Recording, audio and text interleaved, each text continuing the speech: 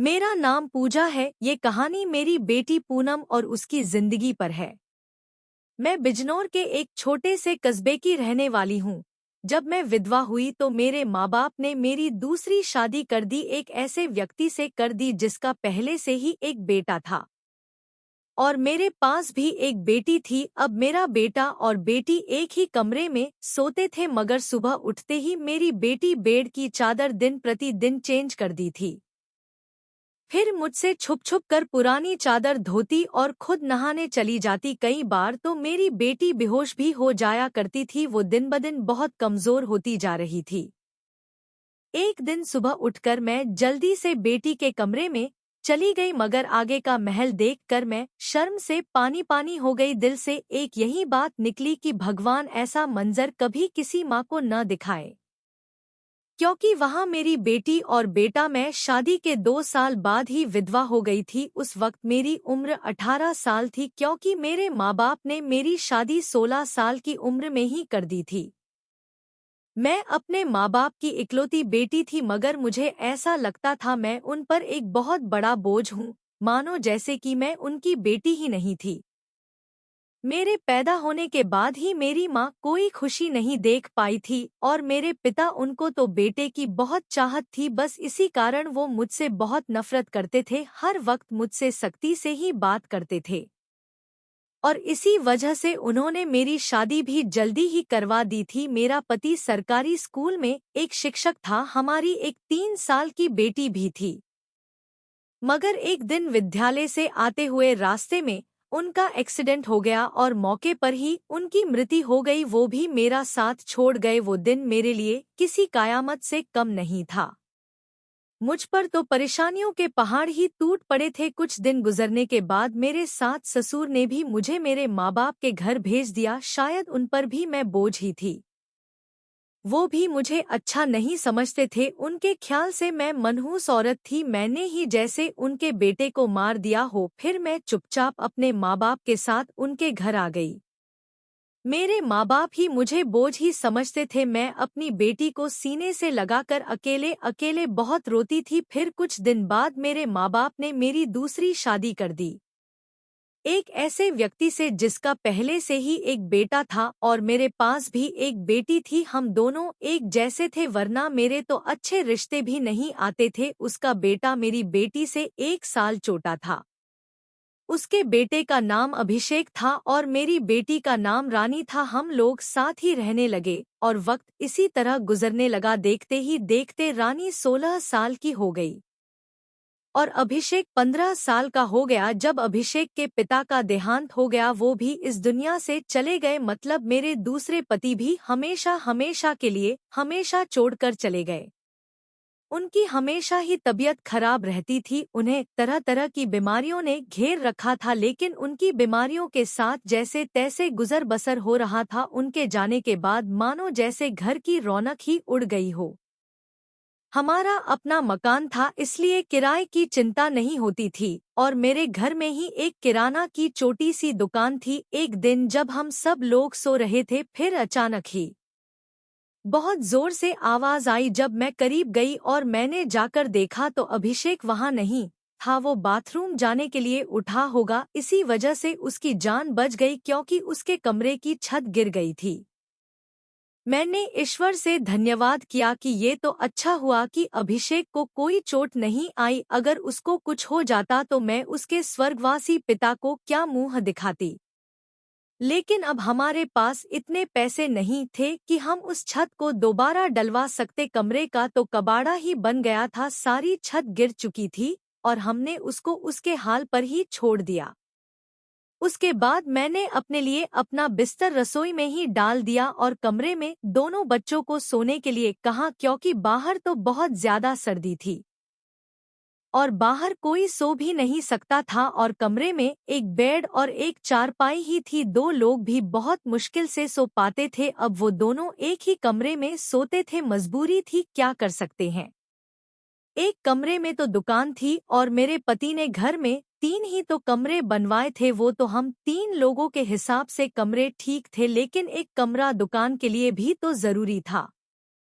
अब मजबूरी थी, क्या कर सकते थे, गुजारा तो करना ही था। एक दिन मेरा बेटा बेटी के कमरे में सोया तो सुबह सुबह कुछ ऐसा हुआ कि मैं चकित रह गई। अभिषेक तो सवेरे उठकर नाश्ता करने भी बैठ गया था, जबकि पूजा अभी तक सो रही थी। वो तो इतनी देर तक नहीं सोती थी, लेकिन आज वो इतनी देर तक क्यों सो रही थी? उसकी आदत थी कि वो सुबह जल्दी उठ जाया करती थी।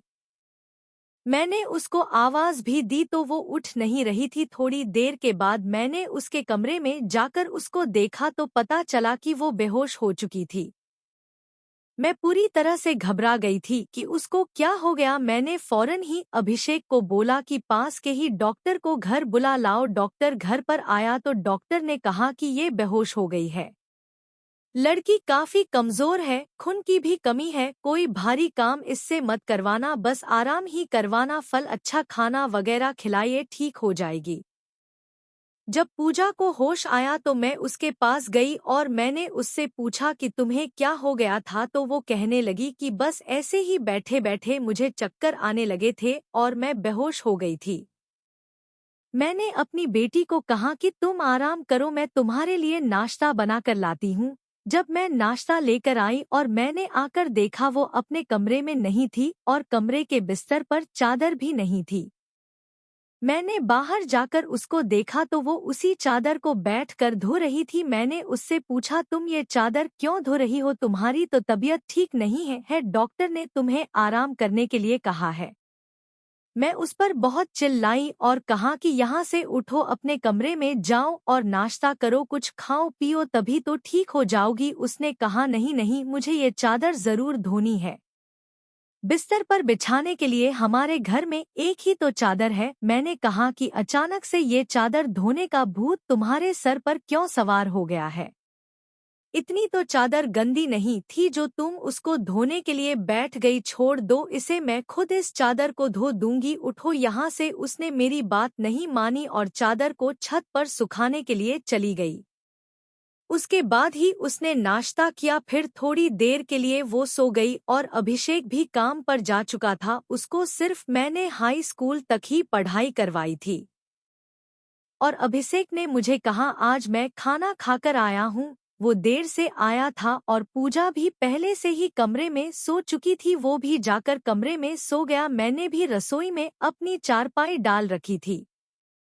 जगह बदलने की वजह से मैं अपने पति को याद ही कर रही थी। दूसरा पति मेरा बहुत अच्छा था, मेरा बहुत ख्याल रखता था, उसने कभी भी मुझे पहली शादी का ताना नहीं दिया था और मेरी बेटी को वो हमेशा अपनी ही बेटी समझता था। और मैंने भी अभिषेक को कभी नहीं बताया था कि वो मेरा सौतेला बेटा है। उसने भी मुझे से अपने हिस्से का प्यार ले लिया था। वो मुझे सगी माँ से प्यार करता था और मेरा कहना भी मानता था। वो अकेल विजन शहरी था, वरना हम दो औरतें कहाँ जाती, काम भी अच्छे तरीके से कर रहा था। मैंने उससे कहा भी था कि वो आगे की पढ़ाई प्राइवेट पढ़ ले, क्योंकि अगर उसके पास कोई अच्छे डिग्री होगी तो नौकरी भी अच्छी मिल जाएगी। वो मेरी बात मान लेता था। सुबह सुबह फिर से कुछ ऐसा हुआ कि मैं हैरान रह गई। रानी फिर से बेहोश हो चुकी थी और इस बार तो उसकी शक्ल देखकर लग रहा था जैसे उसके जिस्म का सारा खून ही खींच लिया गया हो। वो बिल्कुल पीली पड़ गई थी। फिर मैंने डॉक्टर को बुलाया। डॉक्टर ने वही बात कही कि मैंने आराम करने को कहा था, इसको खाने में क्या खिलाया था आपने? मैंने उनको सारी बात बताई। मैंने कहा कि वही दाल सब्जी खिलाई थी और फल भी खिलाए थे, पूरा दिन कोई काम भी नहीं करवाया था। तो डॉक्टर ने कहा कि दोबारा से कैसे इतनी कमजोरी हो गई, आप इस बात को सीरियस लीजिए, नहीं तो आपकी बेटी की जान को खतरा हो सकता है, क्योंकि इस तरह से अचानक बेहोश हो जाना और कई घंटों तक बेहोश रहना कोई मामूली बात नहीं। डॉक्टर ने सख्ती से सारी बात बताई और कुछ देर बाद वो चले गए। फिर जब पूजा को होश आया तो मैंने उससे कहा कि तुमने फिर से अब कोई काम किया तो मुझसे बुरा कोई नहीं होगा। लेकिन थोड़ी देर बाद जब मैं उसके कमरे में दोबारा गई तो मैं ये देखकर हैरान हो गई कि वो क्या कर रही है। वो तो फिर से बेड की चादर को धो रही थी। इस बार मैं उसे दूर से देख रही थी, क्योंकि जो भी वह कर रही थी वो सब कुछ मामूली नहीं था वो बेहोशी से उठ कमर को धोना शुरू कर देती थी। ये सब क्या हो रहा था? ओ ये सब क्यों कर रही थी? जब से मेरे बेटे अपने उसके कमरे में सोना शुरू किया था तभी से वो ऐसा कर रही थी और बेहोश भी तभी से हो रही थी। अभिषेक उसके लिए था तो सौतेला भाई, लेकिन बचपन से दोनों एक साथ ही पले बड़े हैं। उन दोनों में तो सगे भाई बहनों जैसी मोहब्बत थी, फिर ऐसा क्या हो रहा था? मेरी बेटी की तबीयत दिन ब दिन क्यों खराब होती जा रही थी? मैं रोती और सोचती रहती कि ये सब कुछ क्या हो रहा है। एक औरत कमजोर तब होती है जब वो बच्चे पैदा करती है तो उसके अंदर बिल्कुल भी ताकत नहीं रहती, लेकिन जवान लड़कियां यूं बेहोश होने लगे ये तो कोई नॉर्मल बात नहीं थी। दूसरे ही दिन उसने चादर धोकर छत पर सुखाई। वो आसपास भी उसे ही देख रही थी कि जैसे मैंने उसे देखा तो नहीं है। मैं रसोई की खिड़की से ये सब कुछ देख रही थी। मैंने भी उसको ऐसा एहसास नहीं होने दिया जैसे मैं उसको देख रही हूँ।